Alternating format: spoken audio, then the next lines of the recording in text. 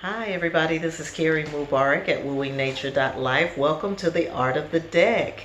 It has been so long since I have been at this juncture and I'm glad to be here today. I've actually been kind of procrastinating this. I don't know why, I've had this deck for a little while and I fell in love with it. Before I get started talking about it, I do want to just share with you how I ended up getting the deck.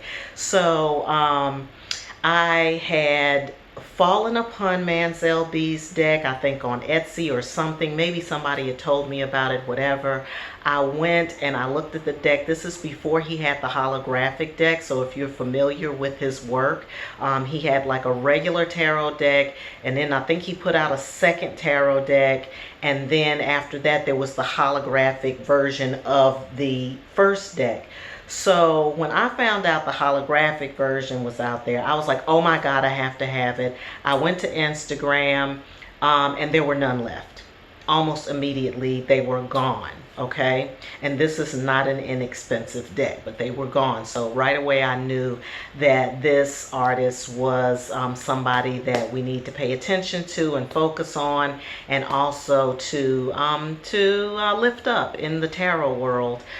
He is a digital artist. His name is Manzel Bowman, otherwise known as Manzel B, otherwise known as the Art X Man on Instagram and some of the other platforms.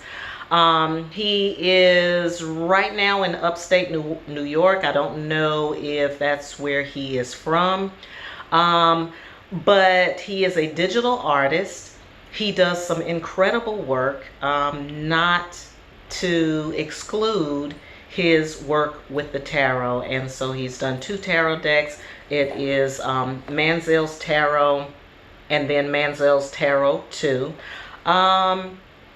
So before I crack this open and show you each and every one of these 78 incredible works of art, I'm going to talk to you a bit about what I know. And there's not a whole lot out there on him. What I do know is that he was at Art Basel a couple of years ago, and that the last I saw, which was on behance.net, that he was living in Amityville, New York. Maybe he's still there, maybe he's not. Don't quote me on that. But anyway, not a whole lot of information out there, but definitely watch Manzel B.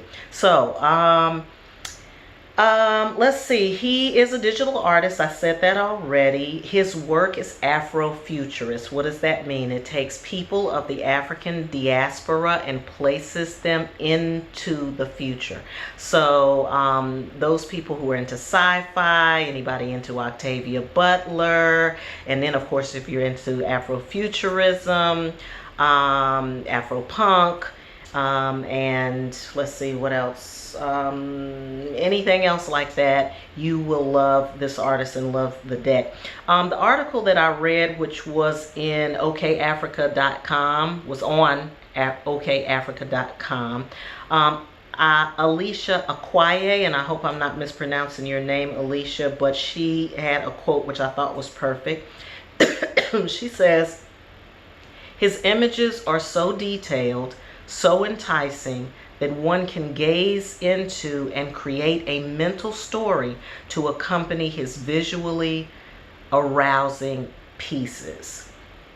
So that's enough said. As far as tarot readers are concerned, if you are a visual reader, then it's the image that draws you in, and the fact that you can create stories, as Alicia Akwaye says, you can gaze at the images and create all kinds of stories from it. So it makes it a great tool to read from. It is a different deck. It is not a traditional deck. So if you're new to the tarot, I would say hold off on this one until you really get acquainted with visually reading the deck, and you can go from there.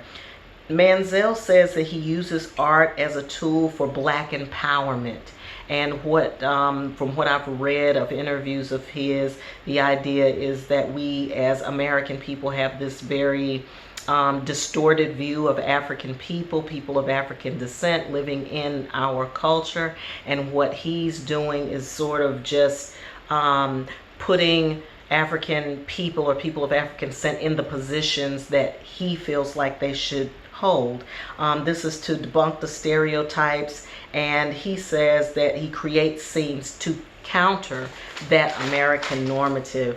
What I think is interesting is that he is influenced by old album covers, 1970s. I know you know, if you my age, you know what the deal is. So Sun Ra, Jimi Hendrix. I mean, I wonder if Bitches Brew, you know, some of those albums that have that symbolism were very inspiring works for Manzel B. And it speaks, or he speaks about the collages of Africa, the symbolism, the images, this sort of, you know, juxtaposition of the images against a starry background and all of that, that the work itself considers the relationship between people of African descent and the unseen world, the spiritual world, and there is a definite connection there. So that's the artist. I'm going to go ahead and break open this deck. And like I said, I've had this for a while. I want to shout out Panoptic Nerve up in Philadelphia, Maria Alarcon. She is the one that found this deck again for me. Like I said, I went to the site and they were all sold out, and I was all distressed. I happened to talk to her about that, and she went on immediately and says, "Hey, is one here?" And I was like, "Oh my God!" Anyway, so I'm gonna just go straight through the deck here and let you just look at it. I do have the holographic version. I hope that the lighting in here will allow you to see the brilliance of that finish on the deck. But anyway, so this is the Fool card. And we get a chance to see the history of Africa, the culture of Africa, and then again seeing it pushed forward into the future. We see tribal markings here on the shoulders. We have the lip plates. I call this one the rough, tough Somali Crip. Don't ask me. But at any rate, that's the Magician. And again, maybe you can see a little bit. I'm going to cut this back screen off here on my computer. I was actually using it for a little bit of light, but I think not having it will actually help you see that holographic effect there. Okay. That's the High Priestess. Yep, such an incredible work. Such an incredible work. I am really taken by the collage. I'm taken by the depth, the ornateness, the mixture of cultures. And you know, when you see this, you know, you see all of the arms, which kind of reminds you of Hindu or Indian systems, Empress. Such an incredible piece. One of my favorite cards, the Emperor. I mean, if this guy shows up on the scene, you know you got to get your life. You know what I mean? You got to get your life. This one is the Hierophant. If you notice, it has the Gayed Mudras here, which makes the connection between human consciousness and the spirit realm. Love this card too. Lots of doorways, lots of astrological symbolism here. It's the Lovers. Chariot. Yep, there's some of that holographic there. I don't think that this video is going to even give this the level of visual effect that these cards actually have. One of the other articles that I read said that, you know, the concern was, okay, so it's a beautiful deck, it's a fabulous deck, there's the Wheel of Fortune, but is it a readable deck? And I have read this deck. As soon as I took it out of the box, I just, you know, felt it, because again, as you can see, if you know anything about traditional tarot, this is not a traditional tarot deck, not at all. But reading it, it just, it literally took me back and pushed me forward. So if it's about afrofuturism, the history of Africa, and how it is, and how we as members of the diaspora are moving forward into the future, it definitely has that effect from the reader. I'm holding this up because this is one of my favorite cards. When I saw this, sometimes I have a little trouble when I'm reading justice and judgment, even though I know, traditionally what they mean. When they come up in a reading, I always have a little, it takes me a moment to see where I am with this. But when I got this deck and looked at this justice and Manzel B's justice and Manzel B's judgment, which you'll see in a little bit, it really solidified these cards for me. It really solidified it. And so now, I just can't see them in the same way. There's the Hangman, Death, Temperance. So if you are on Instagram, you'll want to check out ArtXman, and you can see these a lot more clearly actually on his Instagram or Facebook page or what have you. The Tower, love this Tower card. Just love the Tower card. Mind full of stuff. Head all big, the Tower. Love it.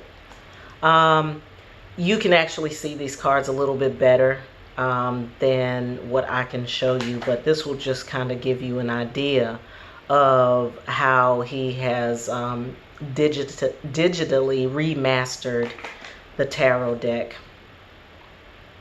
for all readers. One of the things I love about tarot and the art in it, I tell people, really, when you get a tarot deck, you've got 78 little works of art in your hand, and that's what he has definitely given us. And he does art prints and all kinds of other things too. So please, if you're not, if you're interested in the artwork, you can have it hanging on your wall as well. This is the Judgment card. Remember, I was sharing that with you. The World. All right, so we're getting ready to jump right in here to the Minor Arcana. That was the Major Arcana. We're going to jump right into the Ace of Swords. The 2. And the Minor Arcana cards, you know how sometimes you get a really nice deck, or you think you're getting a nice deck, and the Major Arcana cards are fabulous, but then the Minor Arcanas go, kind of end it for you. This is not the case with this deck at all. Every single card is just as powerful as the one before it. The images that you see, I feel like that's Harriet Tubman. Whenever I see this one, I'm like, there go young Harriet right there. 8 of Swords. They do not disappoint. And there's like so many levels here too, because, if you are familiar with some of the African art antiquities, or the if you are familiar with art antiquities, particularly from the area of Africa, then you're going to see some familiar images. And if you are a reader, then that's just going to enhance the reading that much more. The other thing, he really steps out of the box on color. You're going to see blue tinted people, which in some traditions represent spirit or spirituality. The wearing of blue or blue skin or painting things blue is definitely a spiritual connection. There's this, the Queen of Swords. Love her. Love her. And then there's the King of Swords. Okay, and then we're going to the Wands next, the Suit of Wands. So there's the Ace of Wands there. Again, as I was saying, this hat is specific to a tribe. So if you're familiar with those cultural nuances, that will just add to the reading. There's the 3 of Wands, the 4. See the connection the statues here, the sculptures here, and then the connection to the stars. 5 of Wands. 6. 7. I love this card. Looks like she's on a little girl on a spaceship is what it looks like. Now that's some power. 8. 9 of Wands. 10. And there's the page. I love this page. I love the page and the Page of Wands in this deck. It doesn't want to come back out. Because I feel like he's like, who, me? So coy. I love it. Knight of Wands. Look at this Queen of Wands. Okay. That's some confidence, right? And then look at the King of Wands. Just a pure brain and nothing else.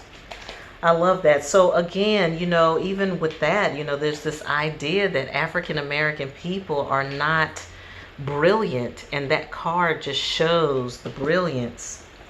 I just love it. Love it. I love it. I love it. I love it. All right, headed on down to the Pentacles. Love the Pentacle cards. Love the Pentacles. There's the 2 with the Jaguar in the background. 3. There's the 4 of Pentacles. Again, you get a chance to see the African mask. Lots of symbolism from the continent. 5.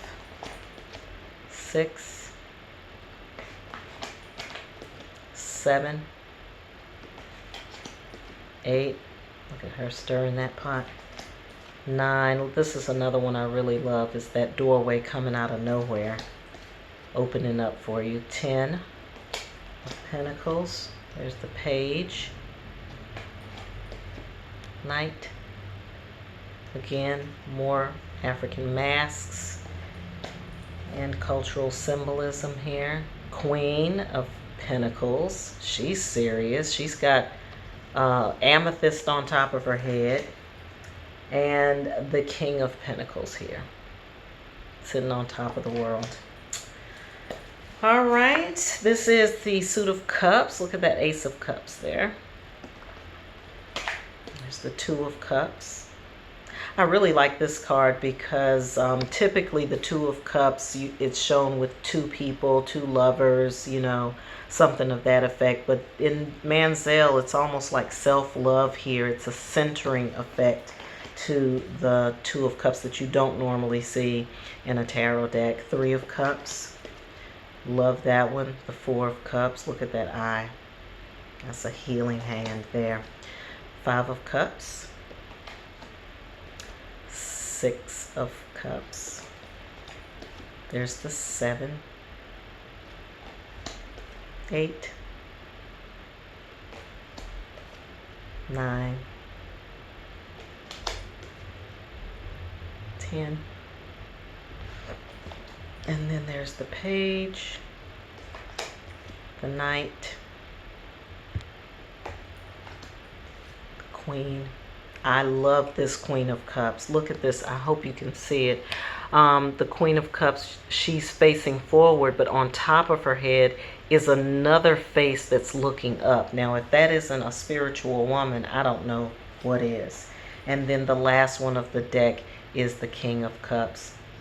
So that is the Manzel Tarot. Please go and check out his work. Google him, go look at the videos, check out the artwork. Again, go to the website. I will leave information about his website in the description box. Just, you know, just spend some time with it. I think you'll be able to see the actual artwork if you go on his site, or if you go on the Instagram or the Facebook account. On his Facebook account, you'll probably see it a lot better. But this just gives you an idea of the color and the the creativity that is involved in this deck. So that has been the art of the deck with Carrie at Wooing Nature. Just tune back in from time to time. I don't do art of the decks on a regular basis. I just do them when I find super beautiful decks, or where, you know, I feel like the art is really significant. So hope you enjoyed that, and I hope you're having a wonderful life.